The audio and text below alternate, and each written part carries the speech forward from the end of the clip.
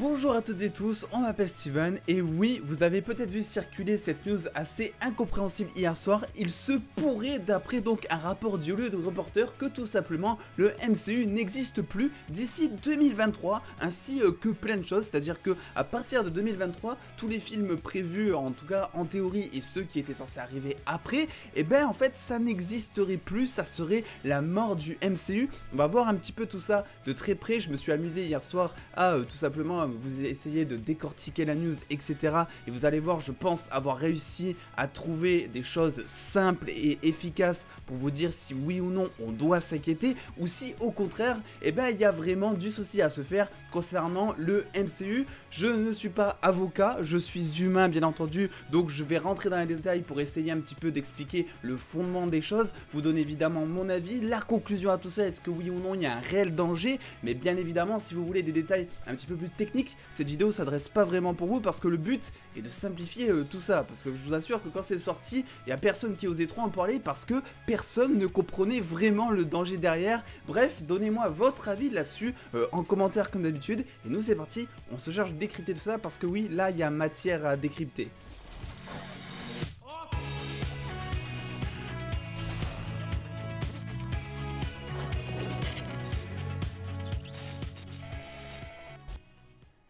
Et tandis qu'hier soir, je pensais vivre ma meilleure vie en me disant « Tiens Steven, tu vas passer 3 heures sur Marvel's Avengers, tu vas pouvoir continuer comme je vous l'avais dit », eh bien non, ça ne s'est pas passé comme ça, vu que tout simplement, une news du Hollywood Reporter est tombée, disant effectivement qu'une plainte était déposée contre Disney, et que ça risquait fortement de tout simplement impacter Marvel Studios, ses films, ses produits dérivés aussi, ses jouets, ses jeux vidéo, et ça nous disait en gros du gros que le MCU pourrait totalement être mort d'ici 2023, ou en tout cas à partir de 2023. C'est un jargon qui est employé ici dans le Hollywood Reporter, un jargon un peu plus technique de ce qu'on a l'habitude de faire. C'est pour ça que j'ai vraiment pris toute la soirée d'hier à essayer de comprendre et surtout de simplifier, de vous dire ce que je peux vous dire, ne pas dire, pour essayer vraiment de simplifier la chose, parce qu'il y a des lois, etc. et c'est hyper chiant, et je pense avoir réussi à en dégager quelque chose tout simplement. Vous m'excuserez, j'ai pris des notes du coup.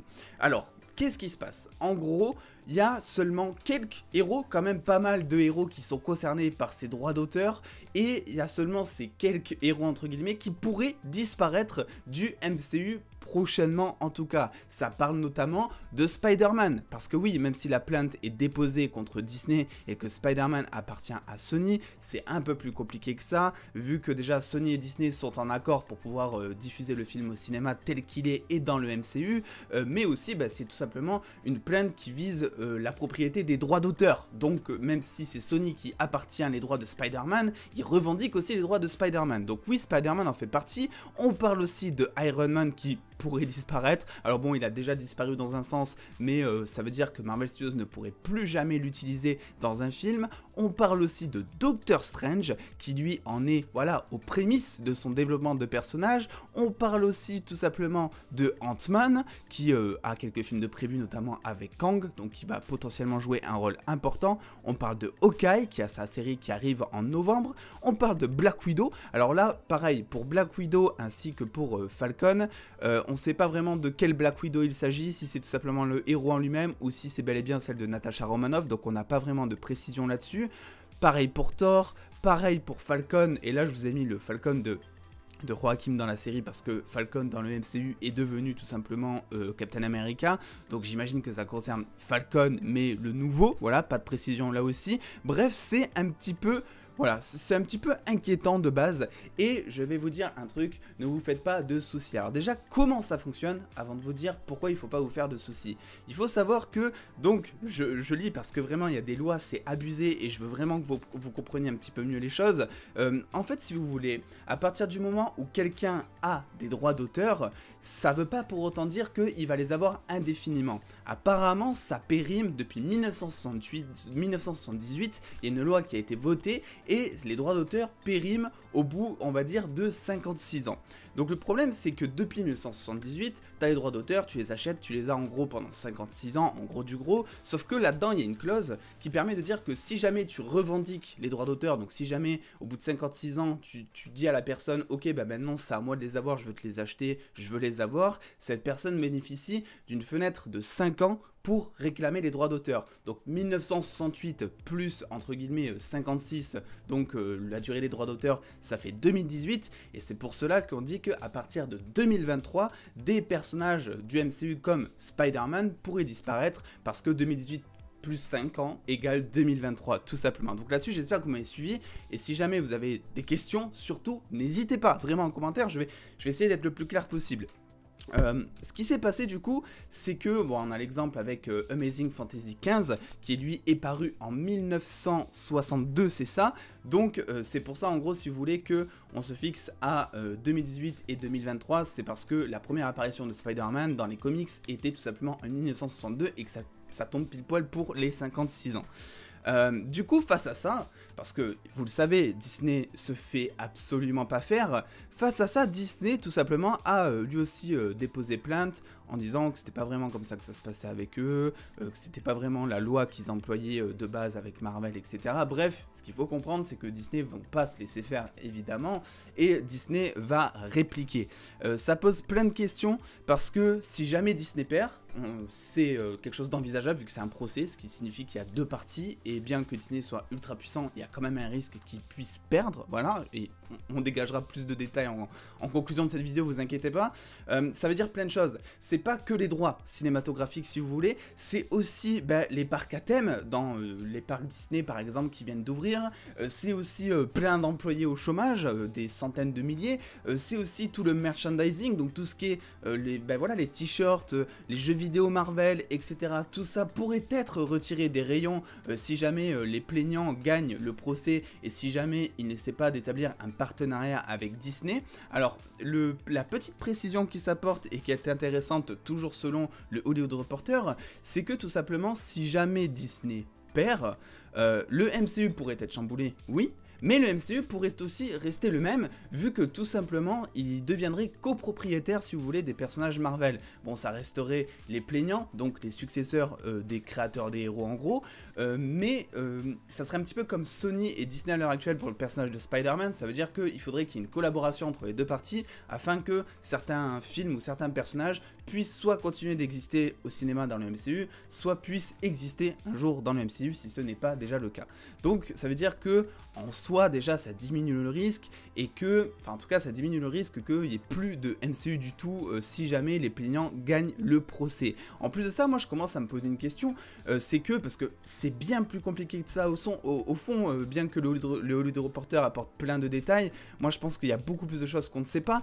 Par exemple, et là je vous mets sur mon Instagram, et d'ailleurs allez-y parce que ce sont des plannings que je mets à jour vraiment régulièrement pour vous tenir au courant, on le sait, il y a plein de films qui sont déjà prévus pour le MCU, là je parle vraiment que du MCU, à partir de 2023, donc là on est sur 2022, mais regardez, dès 2023, on a des films comme Ant-Man Quantumania, Guardian 3, et après tout le reste qui va arriver peut-être soit en 2023, soit en 2024, ça on ne sait pas, mais dans tous les cas, à partir de 2023, il y a déjà des contrats qui ont été signés, que ce soit avec des techniciens, des scénaristes, des acteurs, bref, il y a déjà des trucs qui sont clos si vous voulez, et tout ça je sais pas vraiment comment ça se passe si jamais les plaignants tout simplement gagnent ce procès. Est-ce que ça veut dire que les films sont annulés? Est-ce que ça veut dire qu'ils récupèrent les films? Mais dans ce cas là il faut assumer la charge financière qu'il y a derrière de pouvoir produire le film, payer les acteurs, etc.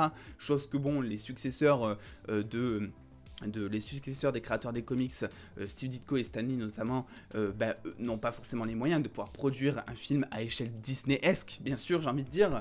Donc c'est plus compliqué que ça, mais ce qu'il faut en dégager surtout, c'est que forcément déjà, il y a beaucoup plus de films qui sont prévus, qui arrivent comme je vous l'ai dit, et en plus de ça, pour être totalement honnête, pour moi, il est peu probable que Disney perde ce procès pour deux raisons.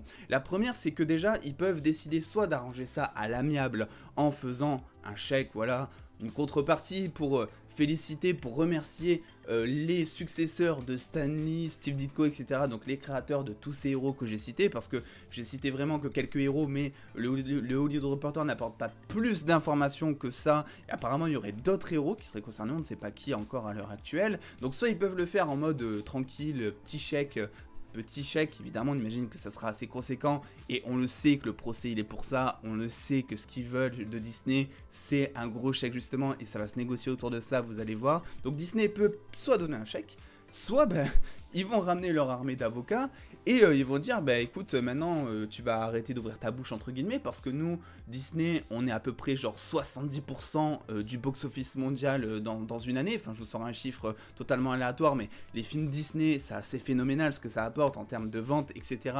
Dans le cinéma français et étranger. Donc c'est vraiment dans l'intérêt de personne, en fait, si vous voulez, sauf des plaignants pour gagner du fric, que Disney perde ce procès. Vraiment, même les cinémas seraient en PLS, enfin bref, surtout en ce moment, ça serait n'importe quoi. Et du coup, ils peuvent gagner ce procès, en sachant que c'est pas vraiment la première fois que Disney déjà a des soucis, on va dire, comme ça, de droit d'auteur.